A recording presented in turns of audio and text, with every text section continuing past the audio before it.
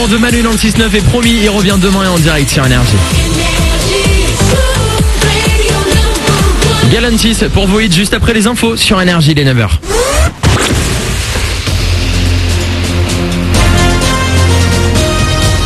Toute l'actu sur Monaco-Menton avec Frédéric Plat. Bonjour, après la pluie qui est encore bien tombée cette nuit sur la Côte d'Azur, le soleil devrait aujourd'hui se montrer dans quelques éclaircies. Mais pour le moment, ce sont bien les nuages qui ont le dessus de Monaco à Menton. On a également pas mal de vent, des rafales de nord-est à 50 km/h et comptées jusqu'à 15 degrés au meilleur au thermomètre. Vos conditions de circulation et ça coince pas mal ce matin en direction de l'A500 depuis la 8 notamment. Des ralentissements aussi en ville à Roquebrune, Beau-Soleil, Cap d'Aille et Monaco. Bon courage. La météo de ce week-end, elle a pas mal perturbé le coup d'envoi du carnaval de Nice et de la fête du citron.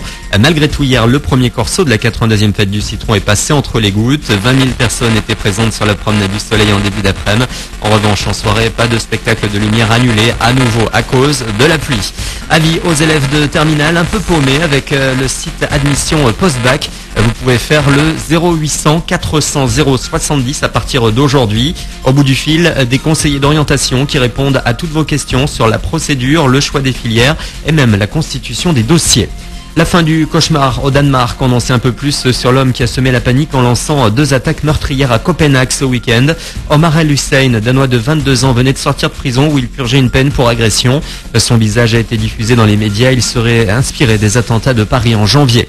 En France, pas de lien, mais la police a passé plusieurs heures dans le cimetière juif de Sarre-Union hier pour relever des indices. Plusieurs centaines de tombes ont été profanées, des stèles ont été renversées et d'autres brisées. On passe à la bonne nouvelle de la nuit en ski. Médaille d'or pour la France au championnat du monde aux États-Unis. Jean-Baptiste Grange a été sacré pour la 2e fois de sa carrière en slalom. Les Bleus finissent la compétition avec 3 médailles, 1 en or et 2 en bronze. Puis du foot avec hier soir la fin de la 25e journée de Ligue 1. L'OL n'a pas pu faire mieux qu'un nul, 1 partout sur le terrain de Lorient hier soir. 1-0 pour Bordeaux face à Saint-Etienne, 2-0 pour Guingamp à Metz. Pas de changement au classement. Lyon reste leader, suivi de l'OM et du PSG.